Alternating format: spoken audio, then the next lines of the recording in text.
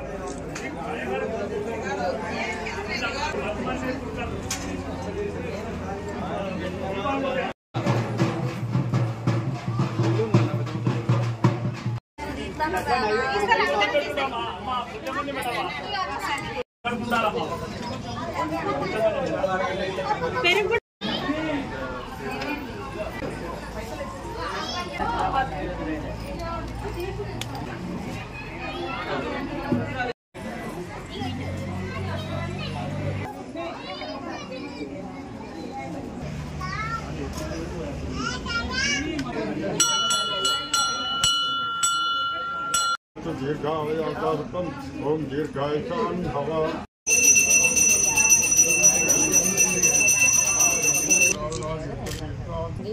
ఆ దేవాది దేవత అమ్మవారు పెద్దమ్మ తల్లి ఆమె ఆశీస్సులు దీవెనలు మొత్తం యావత్ రామగుండం ప్రజల మీద ఉండాలని మక్కన్ సింగ్ రాజ్ ఠాకూర్కి ఆయన చేసే అభివృద్ధి బాటలో ఆ తల్లి ఆశీస్సులు ఇక్కడ ఉన్న ప్రతి ఒక్క అక్క చెల్లెలు అన్నదమ్ముల ఆశీస్సులు కూడా ఆయనకి తోడుగా ఉండి ఇంకా అభివృద్ధి చేయాలని ఇది మక్కన్ సింగ్ రాజ్ ఠాకూర్ గారి దృష్టికి తీసుకొని వెళ్తాను.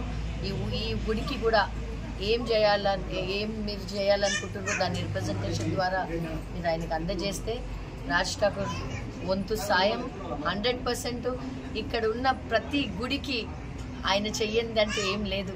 రామగుండంలో రాముల వారు ఉన్నప్పుడు దొరికిన ఆ విగ్రహం 1800 సంవత్సరాల ఆ తండ్రి బాణంతో ఉన్నాడు.